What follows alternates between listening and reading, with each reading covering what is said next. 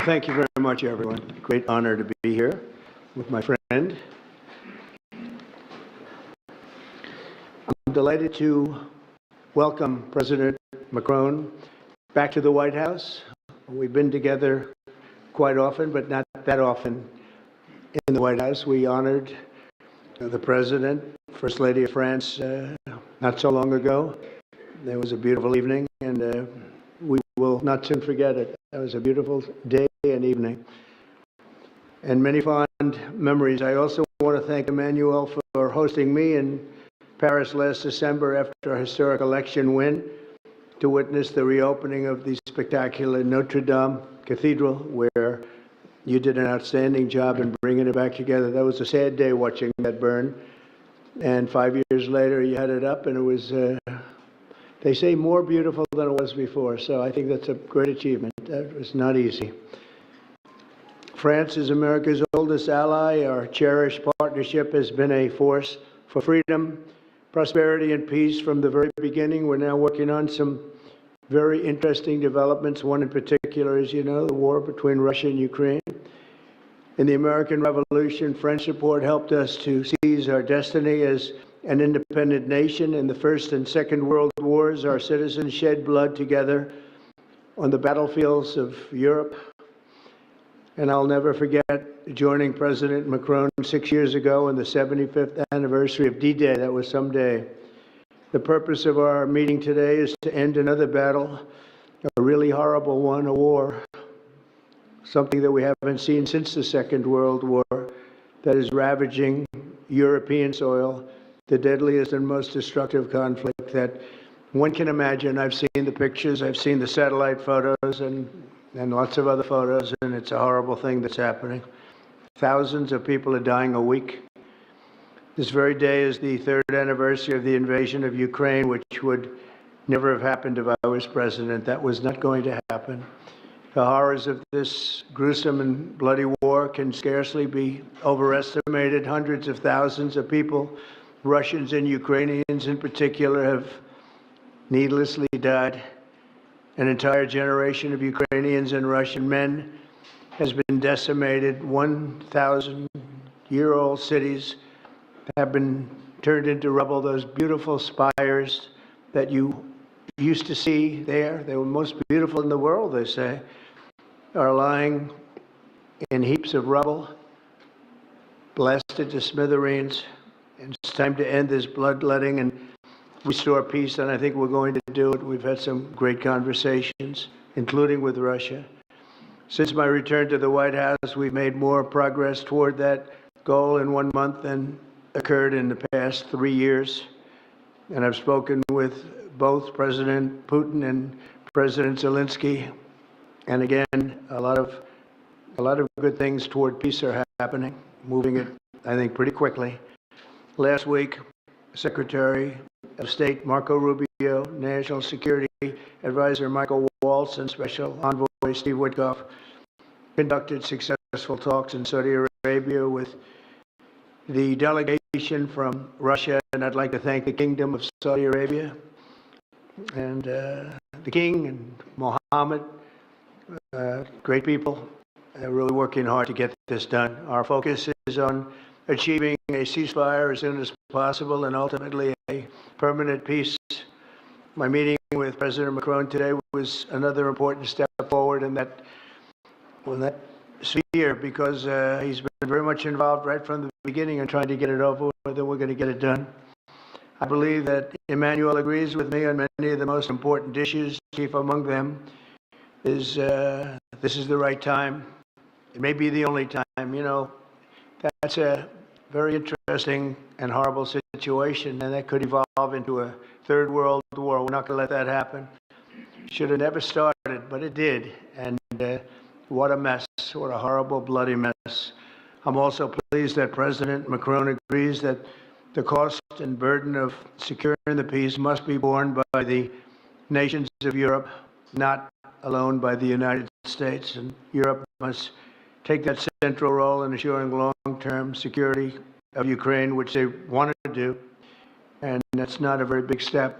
The big step is what's going to happen over the next few weeks. The United States has put up far more aid for Ukraine than any other nation. Hundreds of billions of dollars. We've spent more than 300 billion, and Europe has spent about 100 billion. That's a big difference, and at some point we should equalize.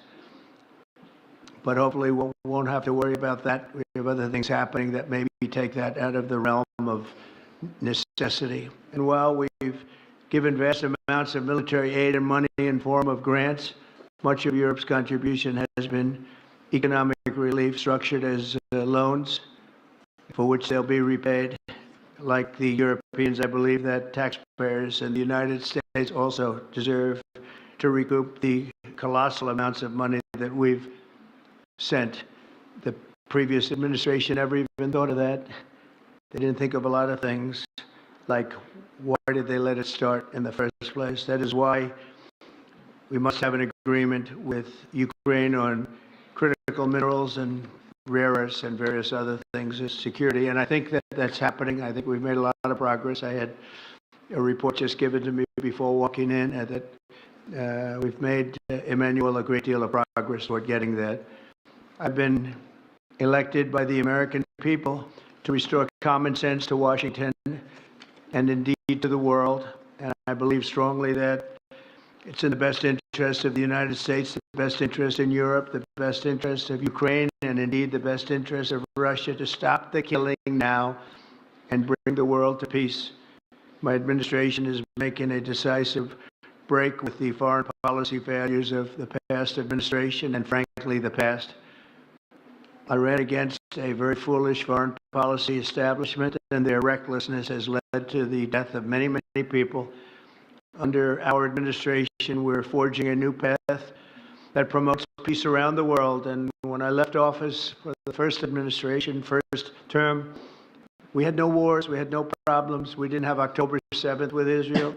We didn't have Russia and Ukraine going at it. We didn't have the problems in other parts of the Middle East. We didn't have inflation. It was a whole different world. And you know what else we didn't have? Millions of people pouring through our borders, many of them criminals released from other nations and put right into our land, murderers and drug dealers, gangs. We didn't have any of that. It's a different time, but now we have it and we're fixing it. We'll fix it all up. We'll get it done as quickly as possible. And we've made a great deal of progress. People are saying it was the best month for a president in our country's history. I hope that's right, but I feel it's right. We've done a lot of things in a very short period of time, 4 weeks. As I've said before, it's my hope that my greatest legacy, however, will be as a peacemaker and a unifier. I want to bring peace, not war. I thank President Macron for joining us today in this urgent work we're doing. We have some wonderful people up front right here that have worked so hard. Steve Witkoff, thank you very much. And Michael Waltz, thank you. Scott, thank you very much. And JD, thank you. They've really done a job. They worked very hard. It's a real passion to get this war ended. And I'd like to now invite Emmanuel to say a few words, and then we'll take questions. And again, Emmanuel, it's a great honor to have you with us at the White House. Thank you very much, please. Thank you, Mr. President. Thank you, dear Donald. Ministers, ladies and gentlemen, mesdames et messieurs, je vais dire quelques... Ladies and gentlemen, I'll be saying a few words in French. Thank you very much, Mr. President, dear Donald, for your hospitality and for this visit. As you mentioned, we have had the opportunity to meet over the past few years. Since your first term, we've been able to discuss matters in Paris and also here at the White House, and it has always been a great joy to do that, and I would like to commend you. And thank you, Mr. President, for extending this friendship to France and taking part in the ceremony at Notre Dame that you mentioned before. It was a great honor for the French people to reopen the cathedral to the rest of the world, and your presence was a testament to that friendship. As the President said, this friendship dates back to the Revolutionary War, since the beginning of the United States, and whenever we've needed to, we've been able to come together and be on the right side. We've been able to be united to defend peace and sovereignty. namely in the two world wars that marked the 20th century, from Lafayette to Pershing and to the many Americans who landed on Omaha Beach. And we spoke earlier before, and you mentioned that one of those gentlemen was able to visit you here, one of the veterans. This is part of history which puts us in the world that we are in today. And as the President just said, there are many challenges in this world. And over the past few days, we have one main objective, which is the geopolitical situation. Mr. President, I really wish to thank you for making changes to your schedule to meet with us so quickly. I think we've made very substantive steps forward during our discussions, and this is a major step in what we're experiencing today. We had a video conference with all of the G7 leaders, which was an opportunity for us to discuss this matter 3 days after the Russian war in Ukraine, and to express our support for President Zelensky to the Ukrainian people, but also to speak and share about our desire for a lasting peace. This is what we have spoken about very forcibly over the past few weeks. We thought that this war was only going to last a few weeks, and it broke out in 2022. We admire greatly the courage of the Ukrainian people. And Mr. President, I wish to thank you for this. You mentioned that there are responsibilities on Europe's side, and indeed, we have invested $128 billion in aid to Ukraine and the Ukrainians. Ukraine has been able to hold the front of our collective security. It's fought over these past few years for its independence and for its sovereignty, but also for our collective security, because I think that no one in this room wants to live in a world where it's the law of the strongest and international borders can be violated from one day to the next by anyone. Over the past few hours, and as you mentioned this, Mr. President, we've been able to see a few things take shape. First of all, allow me to commend you on your decision to work with President Zelensky and to conclude this agreement that's so important for the U.S. and Ukraine on rare earths, critical minerals, but also having substantive conversations with President Zelensky during this key phase of achieving this deal, which is a major commitment to Ukraine's sovereignty, and I think that's very commendable. We also have a shared desire to build peace. We will have this responsibility. This is 10 years after the war started in Crimea, and then we saw the events in the Donbas region and along the northern part of the country. We want to save lives. We want to bring prisoners back and bring back families and children, because there's also humanitarian tragedy affecting the Ukrainian people. We had lengthy discussions with the president, and we spoke about our desire to bring an end to conflicts, to have a truce that is measurable, verifiable, and that enables negotiation of a lasting peace, where we will discuss not only Ukraine's reconstruction, its territories, but also the security guarantees, meaning maintaining peace over the long term. As I said to the president, we've experienced peace accords that were only ceasefires without ensuring security guarantees, Minsk I and II. And we want to make sure this doesn't happen again. And I know that the president has expressed the desire to be a player for peace in the region. I've spoken with some 30 European leaders and allies in recent days. We want to bring together these allies, and share the same vision. This peace must not mean a surrender of Ukraine. It must not mean a ceasefire without guarantees. This peace must allow for Ukrainian sovereignty and allow Ukraine to negotiate with other stakeholders regarding the issues it affects. But it is also a country in which we need to shoulder our responsibilities so that we ensure security and stability for Ukraine and for the entire region. And for us Europeans, this is an existential issue. We also spoke about these issues at length with the President. We've worked with President Zelensky and gotten to some of the details of the various phases of the negotiation, and we've also been able to speak about some of this work with our British partners to talk about deployments of peace forces on Ukrainian soil, which are part of these security guarantees. Other countries are ready to join in this effort.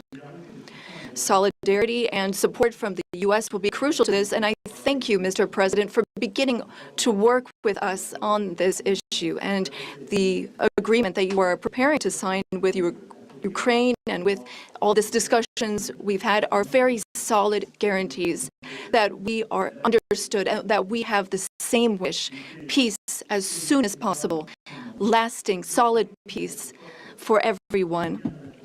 And the renewal of an international situation where we are all able to shoulder our responsibilities, Europeans shouldering their responsibilities alongside their American allies who will shoulder their own responsibilities.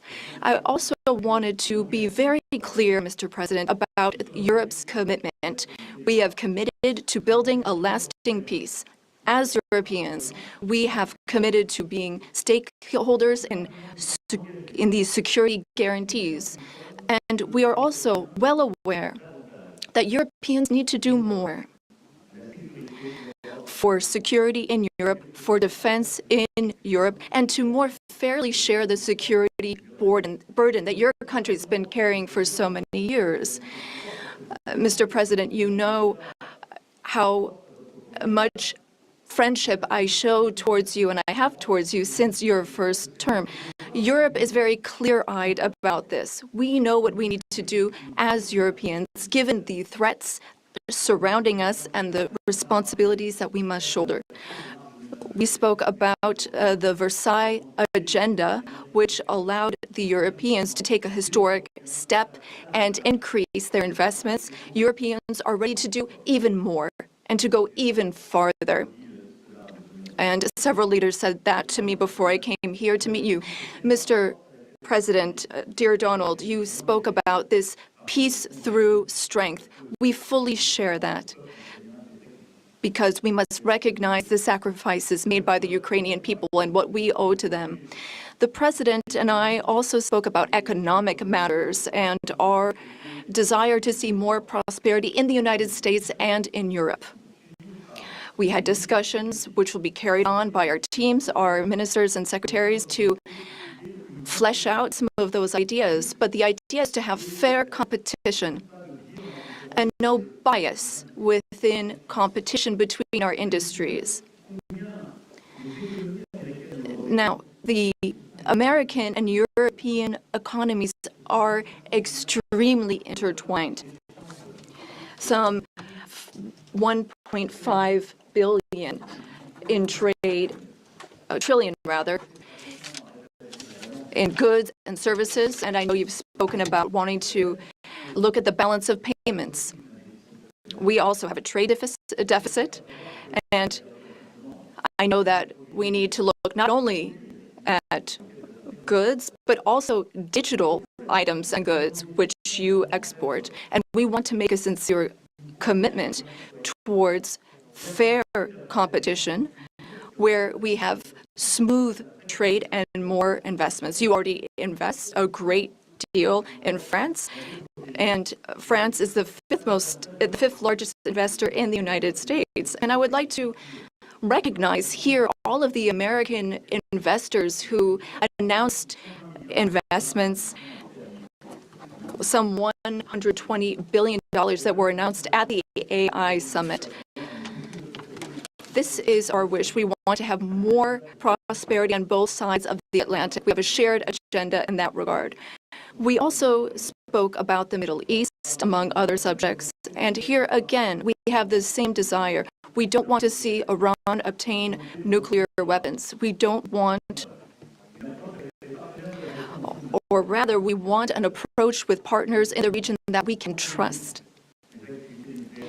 Given Iran's nuclear activities, we want to limit its ballistic capabilities and avoid any type of regional destabilization. With respect to Syria and Iraq, we also share the same desire. We don't want to see Islamic terrorist groups resume any of their activities, because for some time our armies have very bravely been engaged in the Gulf, as you have led, and contributions have been significant and helped stability in the region.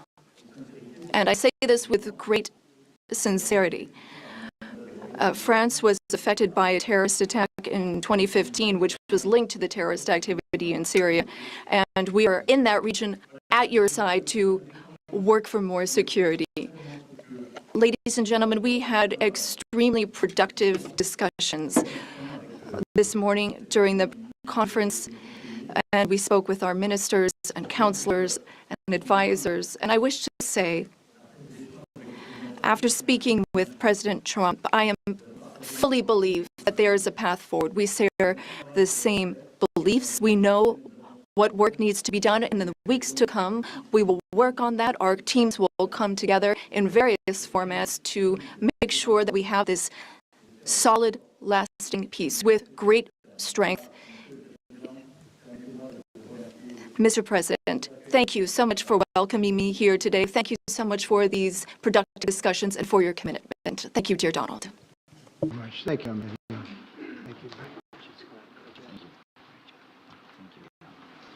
Okay, thank you very much. Brian, would you like to ask a question? Go ahead. Welcome, President Trump.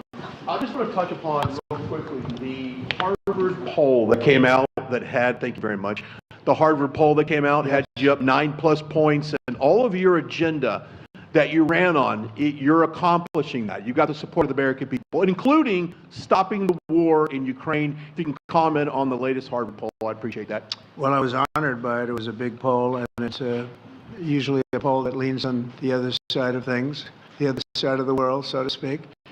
But the Harvard poll is a respected poll, and it has us not only leading, but leading by a lot, and leading on every single issue that we've talked about. And as I said, we've become the party of common sense.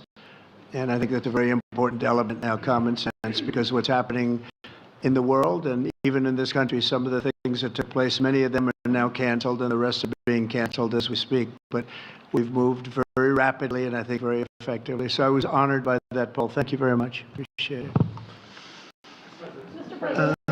Go ahead, please, go ahead. Mr. President, you said before that you would like to see Russia. Yes, go ahead. Are there any conditions that you want Russia to meet and the meeting in Saudi Arabia, when you're meeting in Saudi Arabia with President Putin, will that happen regardless of any progress on the Ukrainian file? Yeah, I think the meeting in Saudi Arabia was a fantastic one. We met with the Crown Prince, who's a fantastic young guy. He's young, but with great imagination and tremendously respected all over the world. And he goes right to the king, and the king is incredible.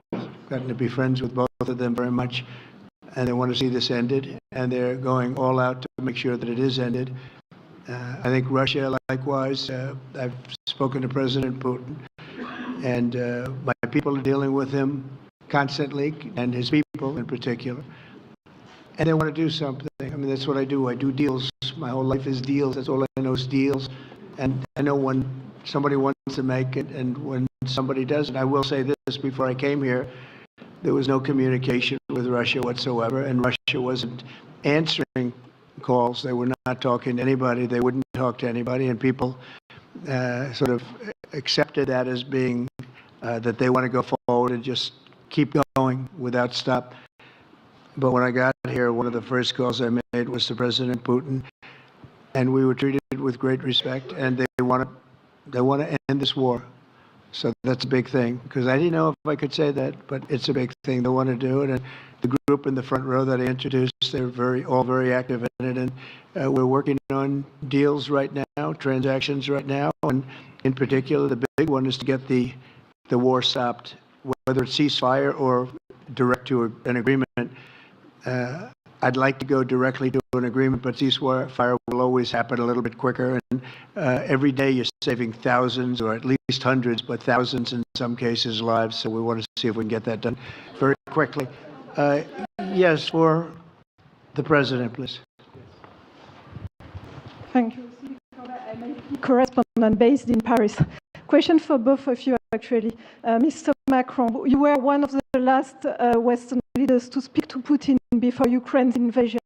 What advice, what recommendation could you make to President Trump to make sure that this time you can get strong enough guarantees from Putin to get a peace deal that lasts this time? And Mr.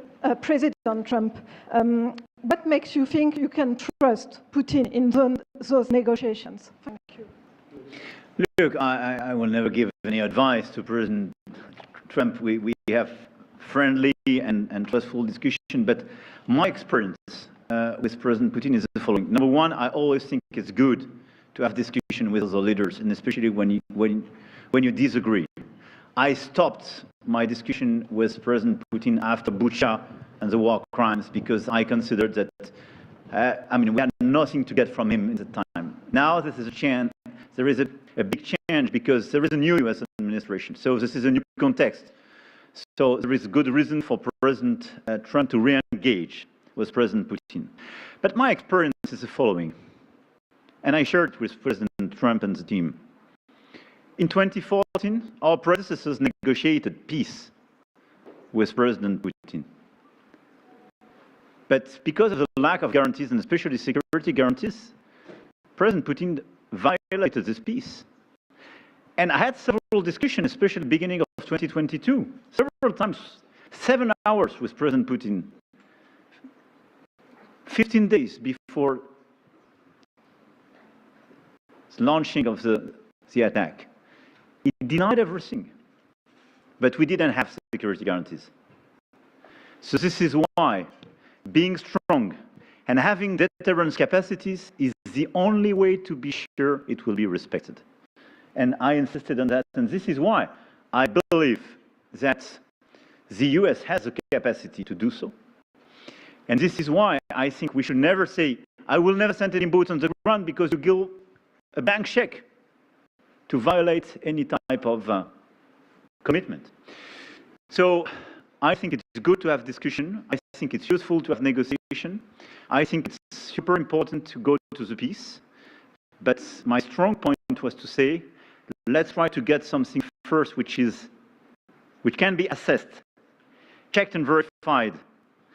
And let's be sure that we build sufficient guarantees on the short run. And this is where we are ready to be engaged. As for France, a lot of my European colleagues are ready to be engaged. But we do need this American backup because this is part of the credibility of the security guarantees. And this is our collective deterrence capacity. And I have the feeling that the President has this capacity. I think it's very much to the benefit of Russia to make a deal. And I feel that we'll do that. It is what it is. Again, it's a war that should have never been started. It's a war that would not have been started if I were president, but it did start, and it's at a terrible level where cities are burned down and shot down to the ground. It looks like demolition sites, a whole big pile of demolition sites, and we got to get it stopped. Too many people, too much agony. The whole culture is destroyed when you rip down some of those really ancient or near ancient buildings. It's so sad to see, but I think it's very much to the benefit of this tremendous distrust on both sides. That's why it's good that I'm coming in now, but I think it's to the very much benefit of Russia to make a deal and to go on with leading Russia in a very positive way. That's what you have to do. But I really believe that he wants to make a deal. Maybe wrong, but I believe he wants to make a deal. Yeah, go ahead, please. Next week, there's a key deadline for your Canada and Mexico tariff. Pour les droits I believe those countries have done enough on the border to stop those from taking effect. And for President Macron, I'm wondering if you believe that this critical minerals deal with Ukraine represents a de facto security guarantee by the United States, since the U.S. would have an interest in protecting those reserves in Ukraine. Thank you. We're on time with the tariffs, and it seems like that's moving along very rapidly. We've been mistreated very badly by many countries, not just Canada and Mexico. We've been taken advantage of. We were led by, in some cases, fools, because anybody that would sign documents like they signed, where they were able to take advantage of the American people, like has happened over the last long period of time, except for a little 4-year period that took place 4 years ago.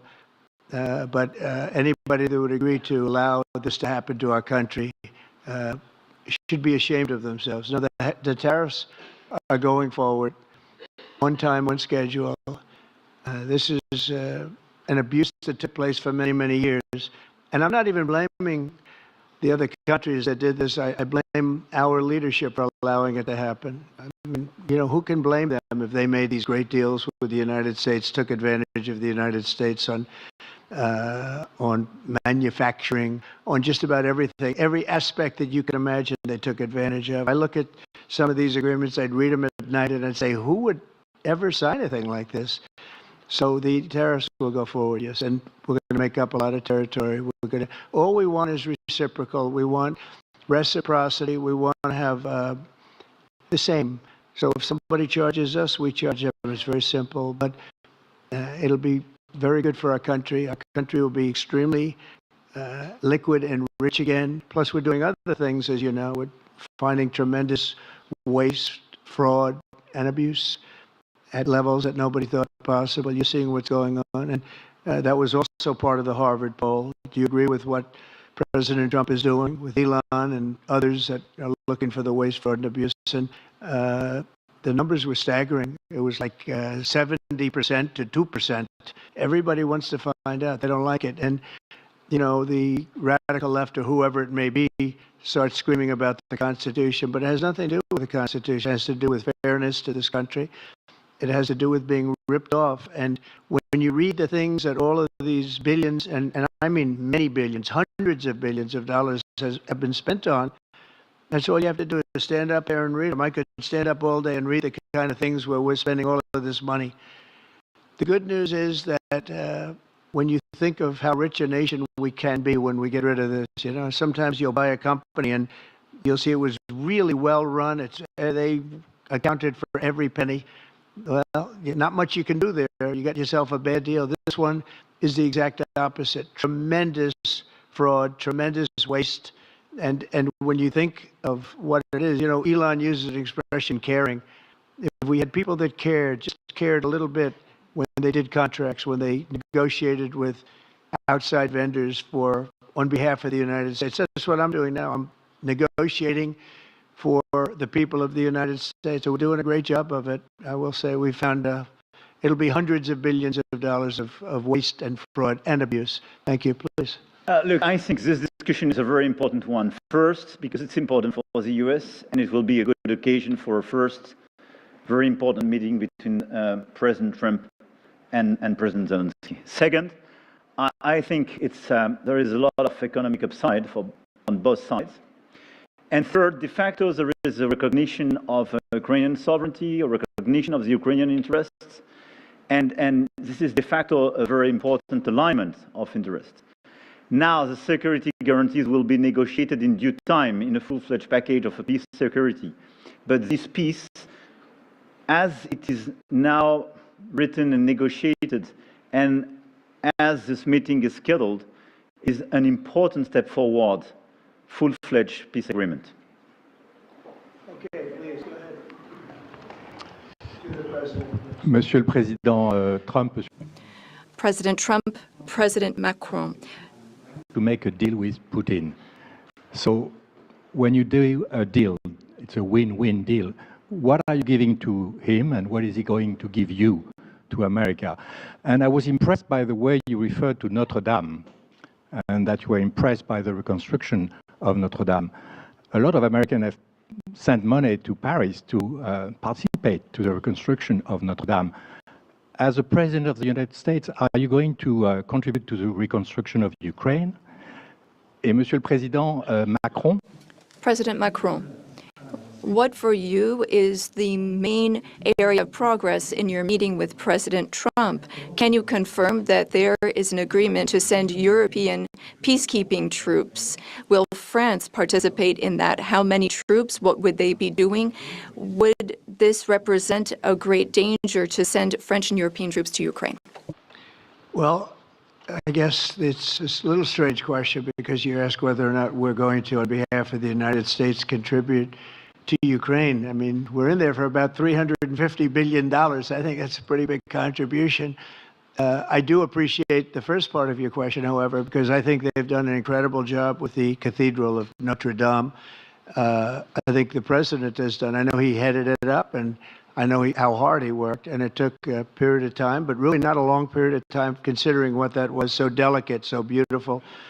And I was there, and I saw the work, and I'm very good at construction. I know good construction. I know bad construction. They did a beautiful job, and this man has to be given a lot of credit for that. It's an incredible cathedral. Most people thought it couldn't be saved, and if it was, it would have to be built in a different form, and we didn't want to see a different form. We wanted to see the same form that you built. So I just want to congratulate you. That was an amazing job. I don't think you've gotten enough credit for it. Someday you will. Someday you will. Thank you, Donald. Merci beaucoup. Thank you very much. To go back to your question, today's discussion showed several areas of progress. First, we have been working a great deal with President Zelensky to have a proposal that's acceptable to Ukraine. President Trump has confirmed that he will be meeting with President Zelensky very soon to finalize the agreement on critical minerals and rare earths and to speak together about that matter. That's a very important step forward. The second thing is that during our discussions, we were able to go into some of the details about the proposal that we have just made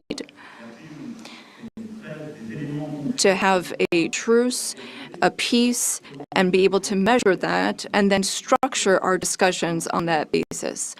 France and several other European countries, along with Ukraine, are hard at work to build this lasting peace with very specific points, including security guarantees, the territories that belong to Ukraine, the issue of reconstruction, the economy, and critical minerals. We've been able to go into the details of those proposals. The third area of progress, which really mark a turning point, is the fact that we were able to talk about the details of the security guarantees. And the president has shown this over the past few days, and he said so a moment ago, we want peace. He wants peace.